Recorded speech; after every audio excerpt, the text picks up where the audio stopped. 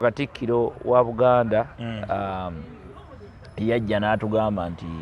kyamagezi nnyo okuba nti omuntu ayogera babuuza yaani ontegedde yasomera wa obukugu bwe buli mu ki ye kiki kyakoze kagamba ekyo yali takyogera mu mutima gwa kulowoozesa bantu nti abantu abamu tebasaanidde naye kyali kituufu nti abantu abamu tebasaanidde kwogera ku nsonga ezimu kubanga kyabulabe nnyo omuntu okuba nti mukugu nnyo mu kulima obutunda ate ne tumusanga ng'ali emulago yayingiza abalwadde mu casualty kyabulabe kubanga kijja tuleetera obuzibu obw'okuba nti oba omukwasi w'ennoni ng'ali mulago si kyamagezi okuleka ng'era ennoni agikwatira mu buvunaanyizibwa obwo obw'okusomesa basawo banne mukyo twongera kukkatiriza nsonga ya information dissemination okuba nti eyongera okubeera kiriini kubanga na wano kati kyetulaba obudde buno kirimu embeera eyo nti ono ayogera kino ono ayogera kino kyokka bonna aboogera babitiibwa kubanga twogera ku vice president of Uganda namba 3 wa Uganda kyokka tetwogera n'omulala ow'ekitiibwa ennyo omwogezi wa Buganda ayina wagwanga wazito exactly kitegeeza nti ab'ebitiibwa bwe tubalabira ku leve eyo ey'okuba nti ate ab'ebitiibwa ow'ekitiibwa omu agamba nti ow'ekitiibwa omulala kyeyayogedde sikimanyi oba alimba olwo ofiisi yonna baba bagirimbisizza kakati tuba tutandise okutomera in communication which comes back to us in our normal setups nti bitubirabye nnyo president ayogera kino ne mu gavumenti yennyini eya wakati president n'ayogera kino ono n'ayogera kiri ono n'agamba kino olina owulira abantu nga bakaayana president yampadde kino ate jeno gundi n'akigaana ate gundi yakimpadde ate Museveni yampadde abokabini ate bampadde lwawuumu kakati ebyo byonna bikulaga nti waliwo poor communication mu ggwanga as a whole so tusaba buli gwe kikwatako ku leve eyo akole obuvunaanyizibwa bwe mwe bannamawulire oluusi nammwe temuba bangu nnyo kufuta information mu interest si zammwe kubanga ekyo kikola amawulire ng'ono agamba noono n'agamba naye ng'ate oluusi kyandibadde kyamagezi oba okulindako oba okwebuuza kubanga Buganda nnene Buganda olw'okuba nti nnene ne gavumenti nnene ontegedde eya wakati kati oluusi Buganda erina abantu abatuukirwako ontegedde abavunaanyizibwa ku nsonga nnyingi bangi ontegedde naye ng'ate waliwo avunaanyizibwa ku kintu ekimu oba ekirala munnange nno oyinza otuuka e Buganda awo ne weewuunya oli n'atuuka n'agamba ekigambo nti nze sibimanyi ontegedde ate ng'omulala abimanyi mu ofiisi endala okitegedde kyengezaako okulaga ono naga nze sibimanyi ontegedde ate nga mutuufu aba mutuufu kyokka ate n'ogenda mu ofiisi endala ng'ate yo oli abimanyiiko oba oli nga yabiwuliddeko so oluusi ebintu ebimu byetaagamu obudde kubanga Buganda yali efunye ku kintu oba ku bintu okuva mu central government mu gavumenti eya wakati si mulundi gumu ne gavumenti ya wakati ina bya yefunye ne gavumenti ya wakati ina bya yefunye kola ki so kati wano this is a question of communication tiwayinza okubaawo communication errors yes Buganda yanjawulo okusinga ku bitongole ku gundi endala zonna ku kingdomship endala zonna tezenkana tezenkana bona si bwakabaka tebwenkana fena tusobola okuba n'amaka nga gwolina amaka nange nina amaka nga gogolina wogakuumira mu muzigo ng'ate nange nina wange wengakuumira mu ttegula mu kalina kyokka nga walina n'omulala agakuumira mu gye tuyita Paris gonna gaba maka ng'atuula mu lubiri gonna gaba maka ontegedde naye amaka ago gaba gaawukana kyokka nga tugawa ekitiibwa kyakubeera maka ontegedde naye gaawukana obuzito ate gaawukana neki so gwe ekyokuba nti Buganda teyabadde ku mukolo gwe tokitwala nga iyo si nsonga kubanga Buganda n'ababadde Buganda is a nation ontegedde kati wabaawo Kingdom yatandise wiiki ewedde ontegedde ate nga nyingi zitandika waliwo ezitandise nga district waliwo olinagamba onoba oliawo ngonooli agamba nti olwaleero waliwo na gundi sijja kuswala kyogera mukwano gwange Kamuswaga wekooki owa Cream Production tayagala yiye ennaku zino yeeyita Kabaka. Cream Production otegeeza ki? Alina gundi alina ekitongole ekikola music. Cream Production ndoza bategeka mbaga mikolo yagala biki yetongola naye yakutuka ku Buganda era ayitibwa King of what? Kochi. Era nabo boyingira mu Kochi waliwo ekiri welcome to Kochi. Naye byonna ebyo abakooki so ebyo byonna biki birungi naye buli kirungi wabaawo ekikisinga obulungi so kikyengezaako kugamba nti ebyo tubisuubira as a setup naye bibeera engineered by individuals abaganya okukola omulimu gwabwe obulungi kubanga Buganda teyogerera muntu omu oba babiri oba basatu Buganda nnene ontegedde kakati wayinza okubaawo oluusi abantu abamu abalina obuzibu oba balwawo okusonyiwa oba batanasonyiwa oli ayinza okulwawo okukusonyiwa akati mu kulwawo okukusonyiwa oba n'abaako n'obuzibu naawe in one word the other n'ayogera byayogera naye nze ndowooza nti those two statements z'abantu bakulu tuziwe ekitiibwa era tuziwe n'obudde. Mwami Kalungi waliwo kaliko oyogeddeko nti oluusi ebira matter of time ne oba miscommunication oba poor channels of information flow information disseminating naye twogera ku kintu nga emmotoka zino lyabadde tezaagabibwa mu kingdoms ezo zivuge abakozi zivuge abamu ku ziwoofiisi z'omu Bwakabaka omwo but emmotoka zino zaagabiddwa nga eri specifically to that person king era n'obuzito bwayo bw'ogiraba kituufu yatoneddwa nga ya muntu avunaanyizibwa ya Kabaka ya Kyabazinga ya Umukuuka ya Umulooki ya balina taito zaabwe miscommunication nginoonya weeviira mu kino kubanga gavumenti yakati webanga eyagala ocommunicatinga ne gavumenti ya Kabaka mu kintu ng'ekyemmotoka ndaba nga communication bungamba nti waliwo miscommunication ababadde mu communication baba basaana gobwa ku mirimu ng'ogenda kuwa Kabaka mmotoka kakati ne wabawo miscommunication kakati oyogedde n'ebigambo ebyasoose n'ogamba walabyeko ne Kabaka wa Busoga nga gyali Kyabazinga yabaddewo ne bakabaka abalala Kabaka waffe enteekateeka ye ey'okutambula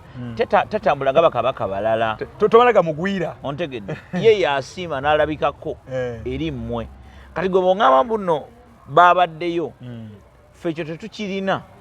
mwewamutaba bwatyo mu seetaapu yaffe nga Buganda ate si musango ffe enteekateeka yaffe ate endala nti bw'aba analabikako waliwo enteekateeka ekolebwa ontegedde era waalabise asiima buki busiimi lwakuba nti ebbanga liyiseewo ate abantu beerabira nnyo ebiyise President Museveni yategekako ekijjulo ewuwe n'ayita Kabaka Kabaka n'asiima n'abaawo mu kusiima okubaawo Kabaka yamaliriza ye yeebazibwa okukyaza President Museveni kubanga Kabaka mu Buganda takyala yenna nnyini ontegedde kyova olaba yennyinimu Kabaka mu Buganda eri eyasooka ne bwe wamusanga nga ewuwo watuulanga ku kifugi n'omulinda so President Museveni alina okwebaza Kabaka webale okunkyazako okyegedde nti bwe wasanga newaga nti Kabaka ali munda ne mukyalawo watuulanga ku kifugi n'omukola ki n'omulinda ate bw'avaayo n'omwebaza nnyo kubanga abadde na mukyala we kati enteekateeka zino nti enteekateeka zino oluusi ziyingiddemu abantu bannakigwanyizi nakigwanyizi ayinza okwagala okulabisa pulezidenti Yoweri Kaguta Museveni oba Kabaka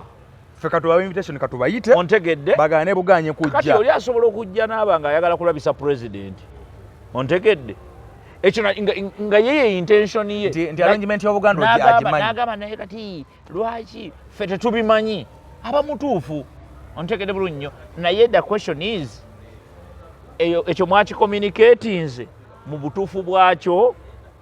ekitegeeza kabaka wa kubanga enteeka kabaka wa Buganda tosobola muteeka mu kigurupu nga wano toyinza muteeka mu mukyanganyiko gw'abakabaka nti kakati tuli wano mu bakabaka nti owaayo ogamba otya yegwe owaawa kyabaziga tosobola eyo si enteekateeka yaffe ate tetukikola mu bunyoomi naye waliwo kye bayita enteekateeka ontegedde bulungi nnyo so ekintu nga kino abantu baffe bo bajjukira politics yabayingira osanga abantu emmengaawo ate tebawagira Museveni tebamwagalira ddala ontegedde kati bo buli kintu kyonna kyonna ekirabisa Museveni ng'omubi bakiteekamu amaanyi mayitirivu it is why oli asobola okujja n'agamba ekigambo ku mawulire tetubimanyi naye kati nga bugamba tetubimanyi otegeeza ani asula mu nnyumba ya kabaka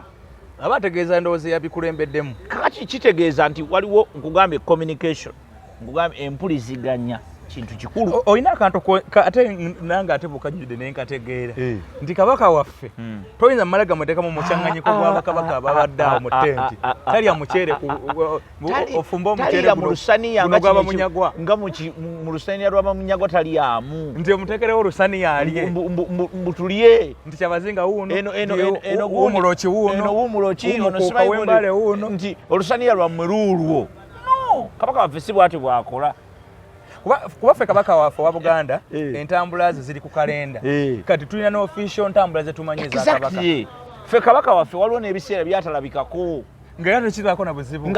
buzibu kabaka waffe aliko n'ebiseera byatambuliramu kabaka waffe yasiima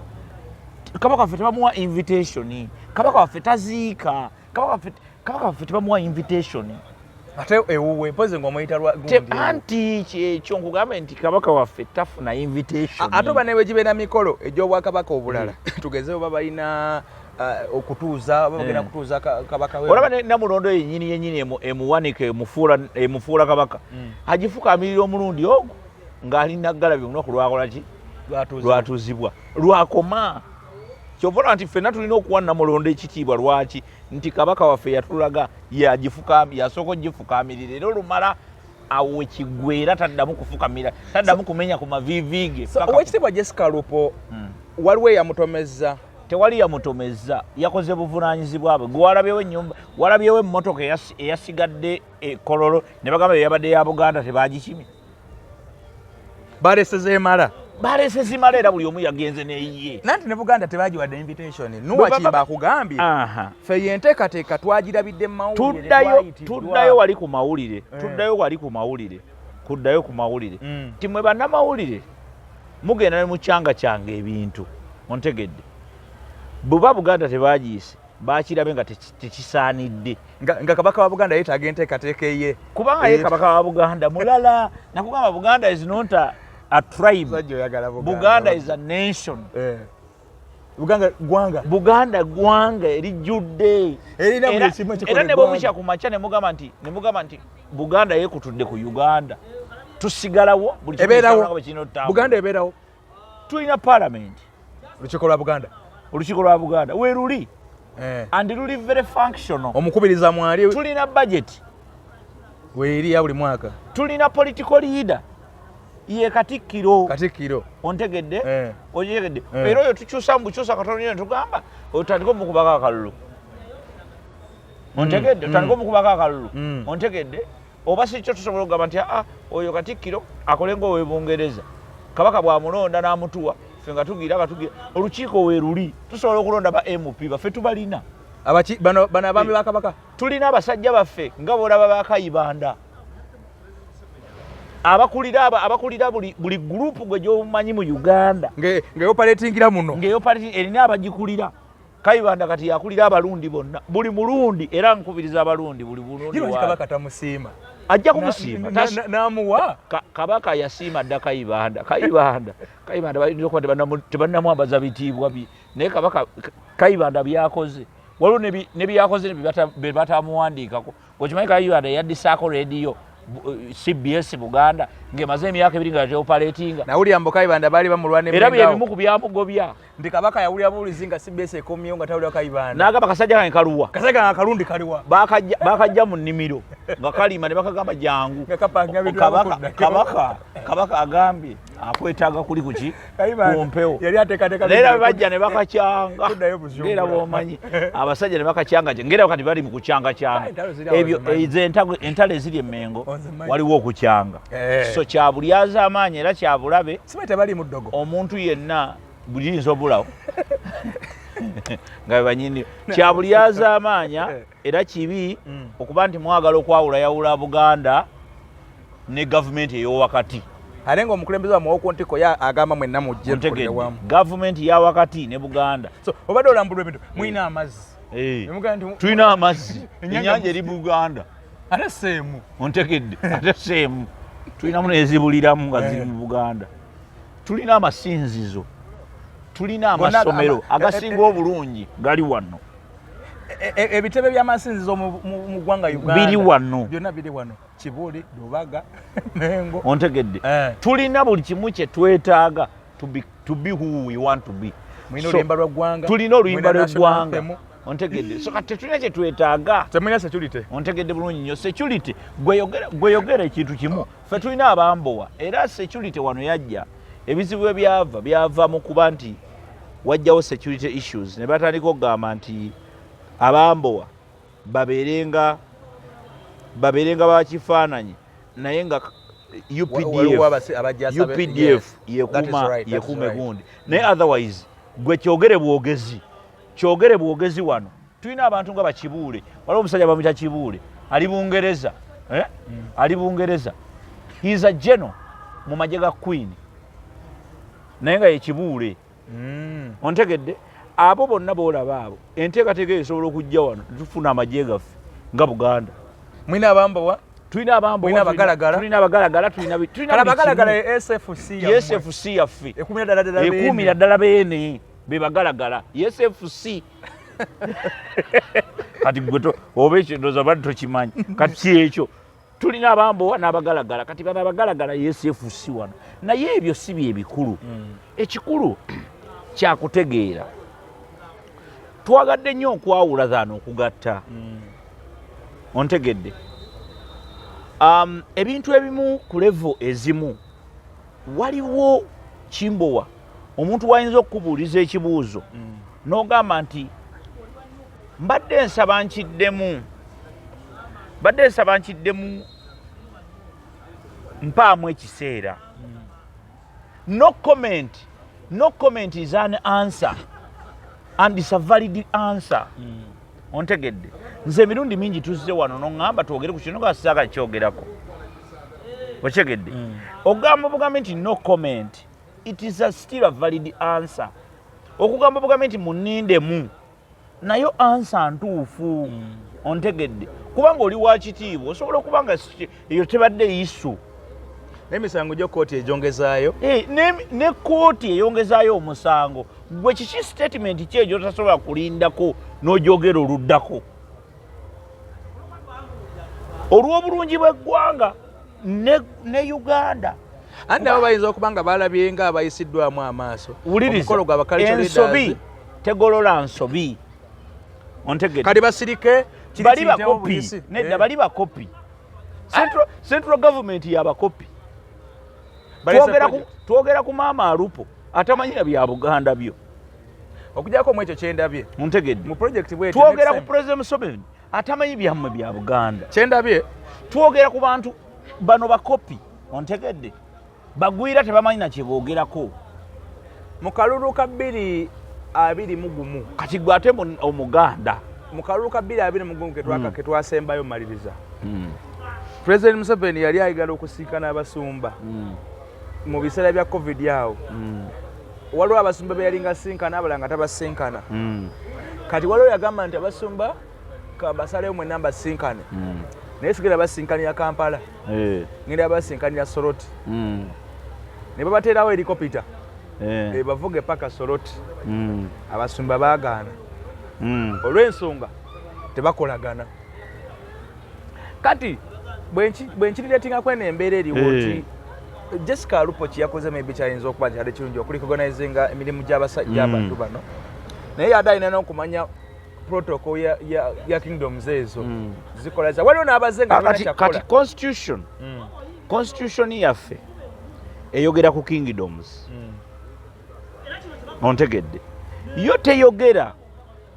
teyogera ku protocol zaazo kati kiri eri mmwe bakingdom gunza balina right of way mu makubo bakabakaabo anti kugambe ebyo byonna bijja mu time yaabyo because ekintu kyoyita right of way buli muntu aba ne right of way at one point at a certain point. For example, senga mbanga eno main road nga gwoyingira nze mba ne right of way asigambe ekyo anti yongeza kugamba kati bwoyogera ku right of way nkubuulira nti buli muntu alina right of way at one point ontegedde due to the circumstances ontegedde bulungi nnyo olwaleero otera okulaba enkuuma y'abantu waliwo enkuuma y'abantu bano ab'ebitiibwa ab'enkizo naki ebintu ebyo tebyava dda byakajja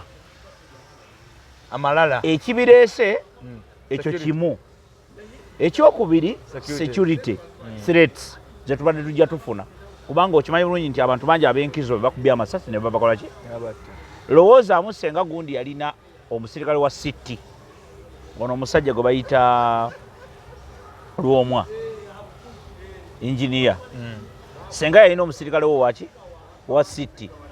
nga naye alinawo n'akabunduko akatono oba oliawo the story would be a different case ontegedde bulungi nnyo sigamba nti yandibadde safe but ngamba it could have been different ontegedde bulungi nnyo kitegeeza ki nti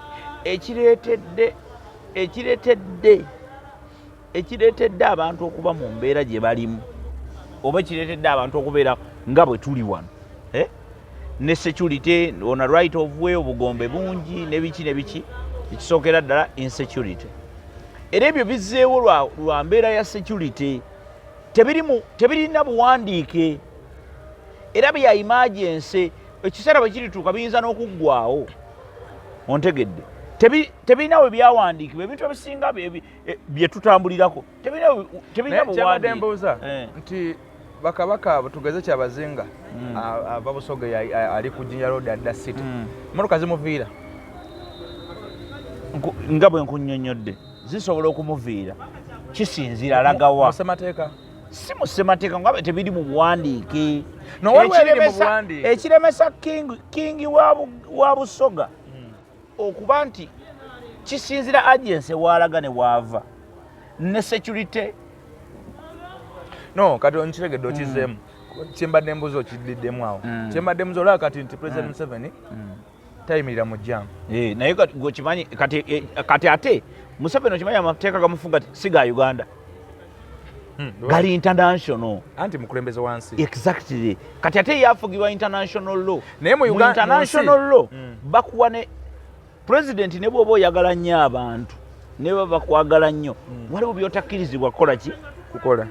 kukola naye mulimu abantu mu ggwanga nga tebakozesa mu international laws naye nga balina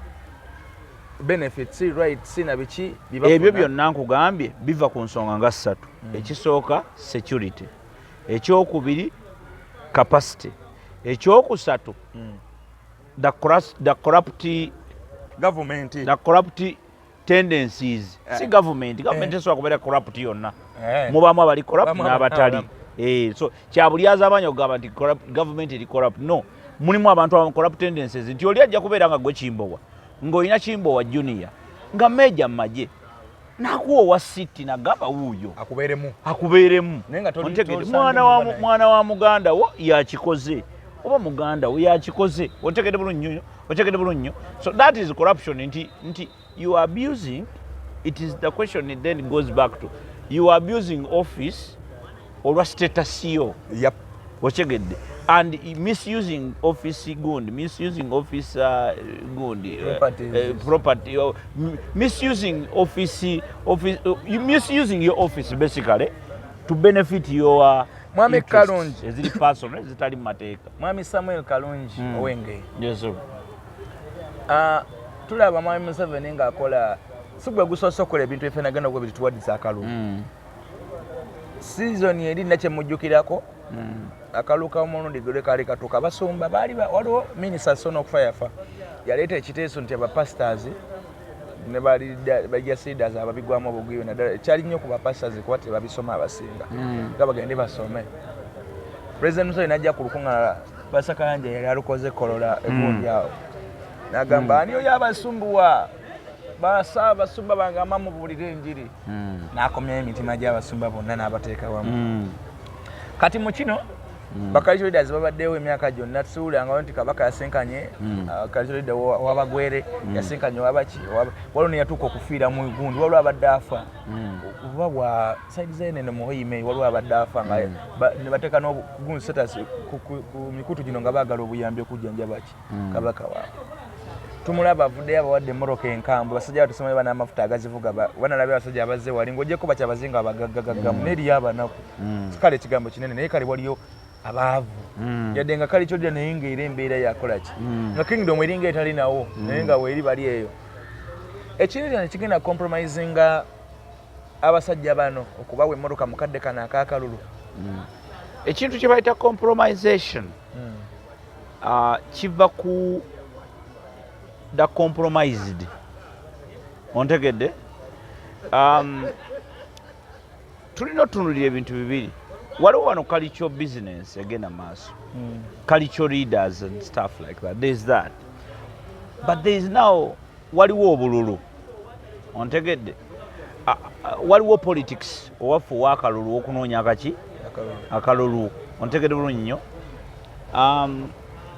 process y'okunoonya akalulu yaddala si yakwekweka si buli bwanguzi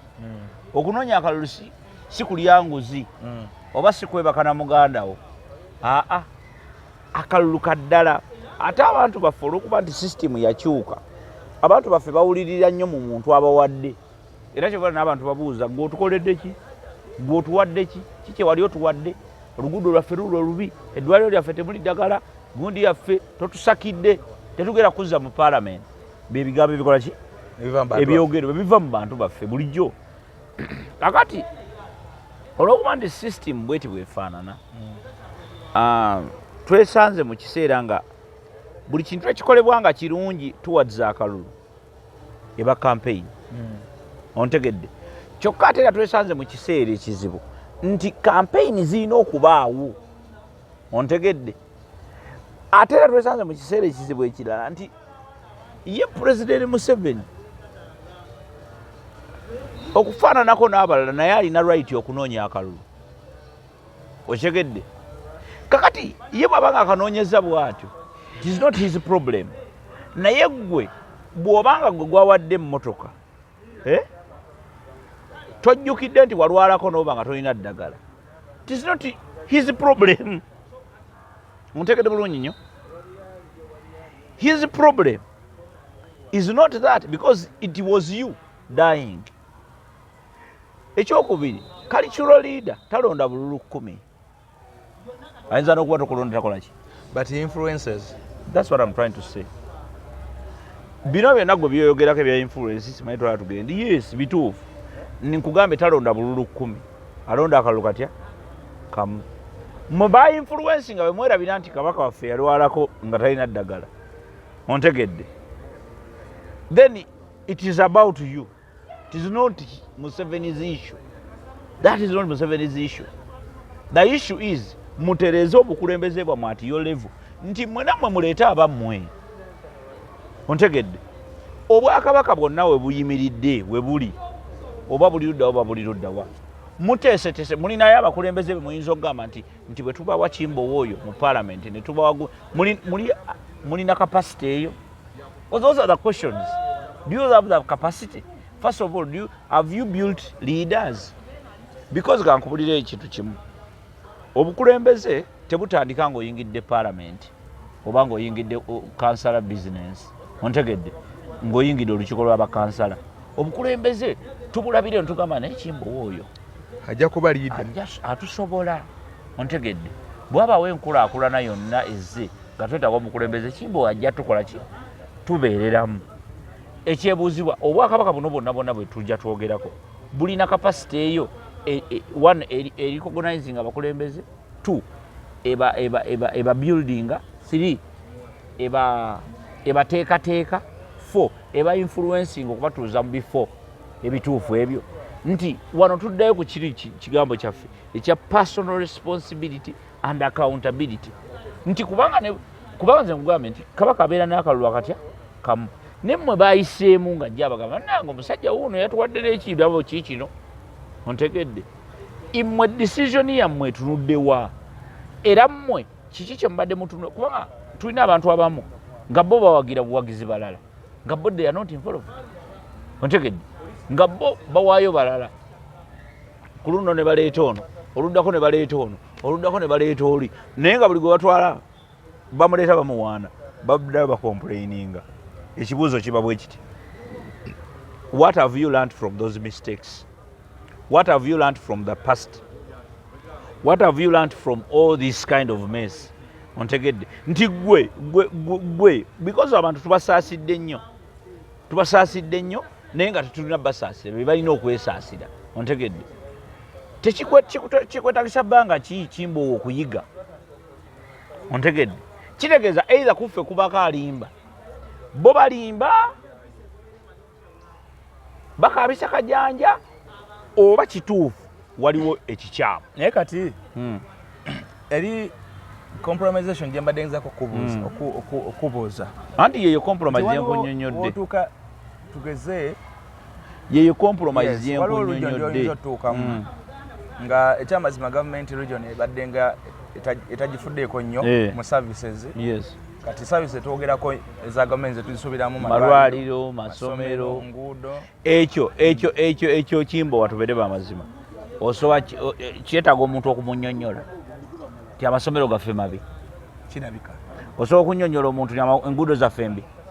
kati awe mbadde nzija negamba nti omukulembeze bw'abanga amanyi nti region yange yeye akalulu ke tulina ka mu boxi people communicate better ontegedde nkugambye kabaka yenna waali abeera n'akalulu katya ng'akange ng'akako ebintu bino ebimu tulina okuddayo ku personal responsibility and accountability. Don't be overshadowed by things. Kuba kati omuntu awuliriza kabaka we kyagambye nti mulonde anyway ontegedde ate nga tulina ffe byonna ebbanga liddene nnyo tubadde tujja tulaba waliwo ebintu ebimu ebigaanyi nebigaanira ddala nomubira nga mubigaanyi fe wano mu Buganda for example kabaka avuddengayo ku nsonga ez'enjawulo ontegedde nagamba kino nedda dino ejjogo tulikooye kino bweki tukikooye kino nedda tetugenda kikkiriza abadde avangayo era communication ye badde nga very clear ontegedde bulungi nnyo ekyo tekina kiki kati abalala tebasobola kiyigirako awo tewali kuyiga tulekeraawo okusaasira abantu okubalowoozaako nga bafala abateesobola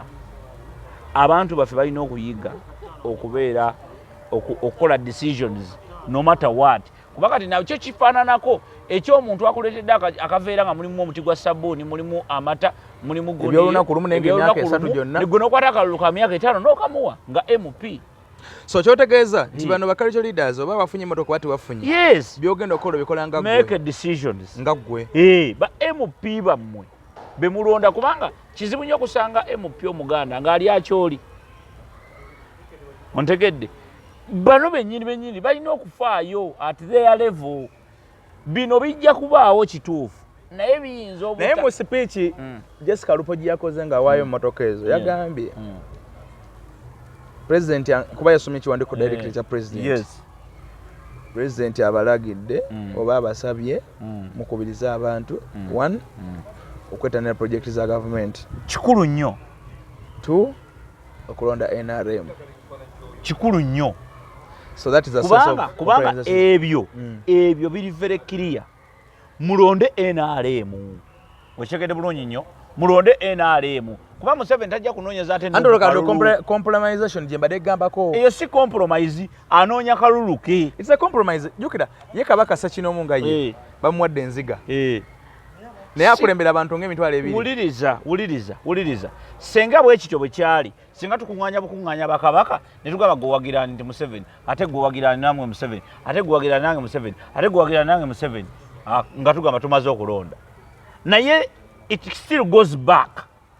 mu box. Ontegedde. Ebyo President Museveni ne bwana aba President gwe, ne bwana aba President Bobi Wine. Sibwagala. Ne bwana aba President Bobi Wine. Era naye kyabuziza. Kwetuli.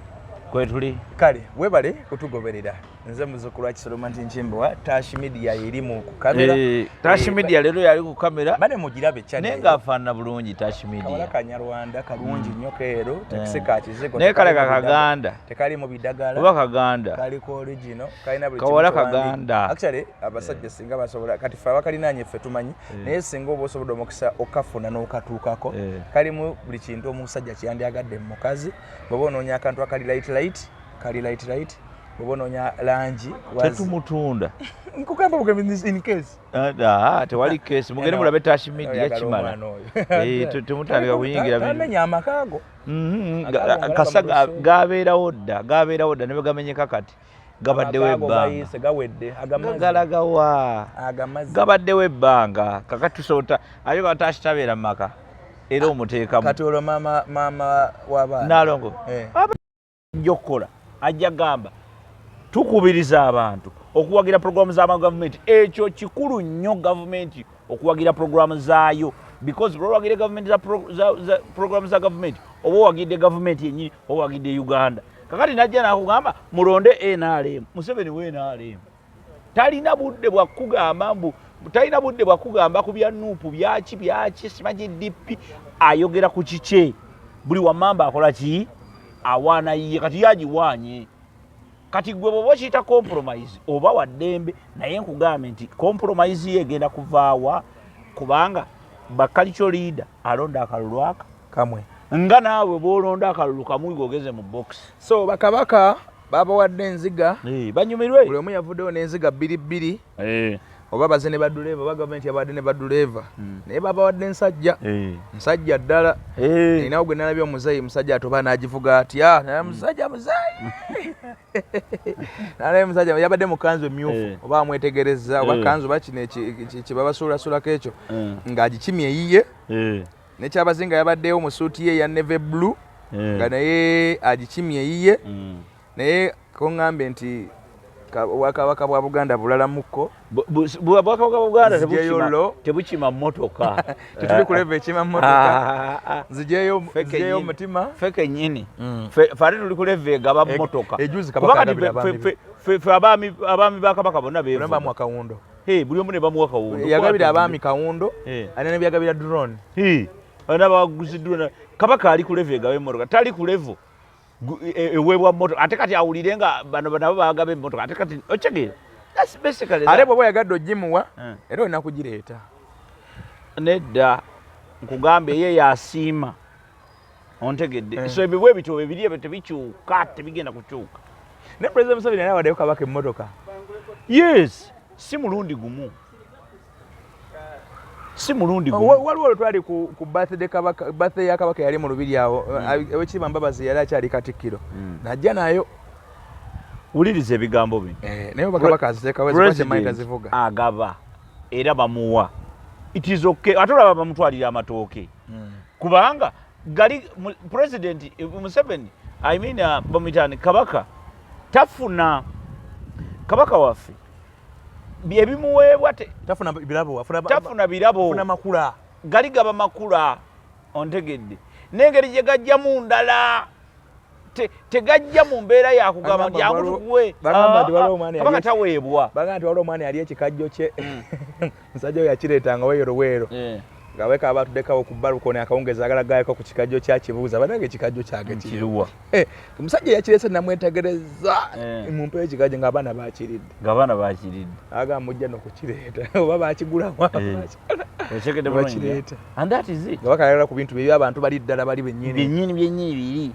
Oshekede bulungi. So eyo ntekateeka tetugikiikiramu nsingo tubeere ize mubeere ize bwebanga kabaka tebamuwadde emmotoka ali ku leve egaba ye yagaba n'okugaba bwe baba nga baagala ogimuwa n'ettaka bwe bagabidde ku ttaka lya kabaka ku ttaka lya kabaka gavumenti erina projekiti zeri mukola naye ngezikola ku bwakabaka ebitebe bya district esinga biri ku ttaka lya kabaka bino byonna amasomero amalwaliro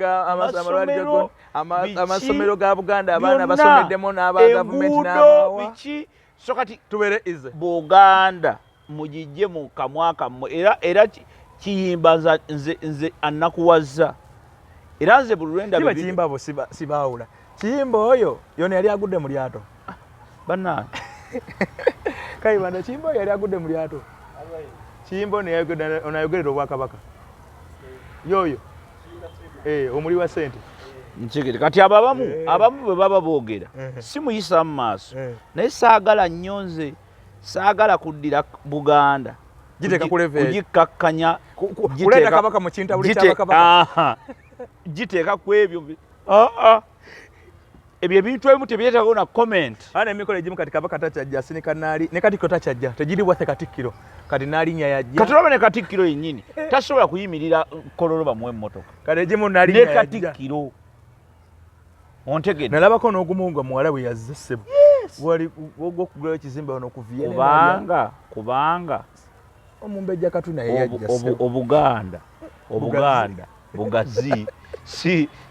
ate office baziwe emirimu ontegedde era office zikola kabaka twabadde tulaba awadde abasajja be bonna abawadde zigundi zihali ya kawundo mpya abawadde zidroni abawadde biki kati ate ng'oddango mugamba nti kimyempe enkoni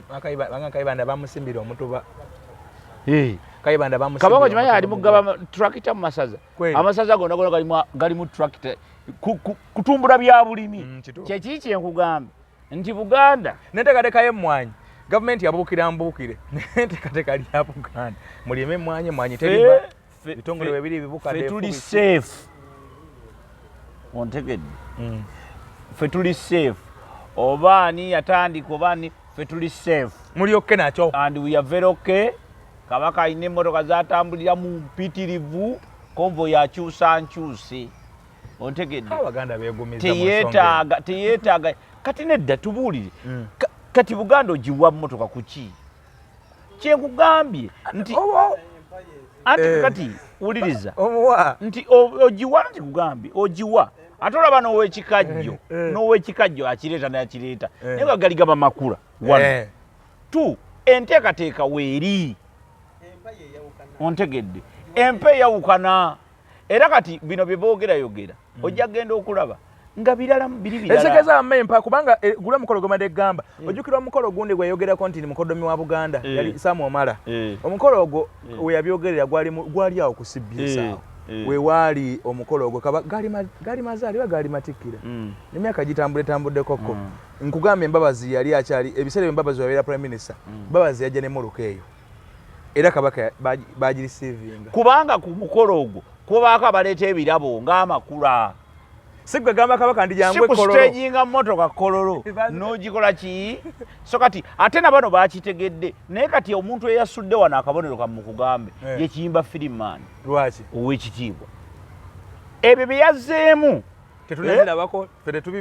tetubimanyi tetunabirabako twabirabidde mu mawulire teweeteteggula please tolina kunnyonnyola sirika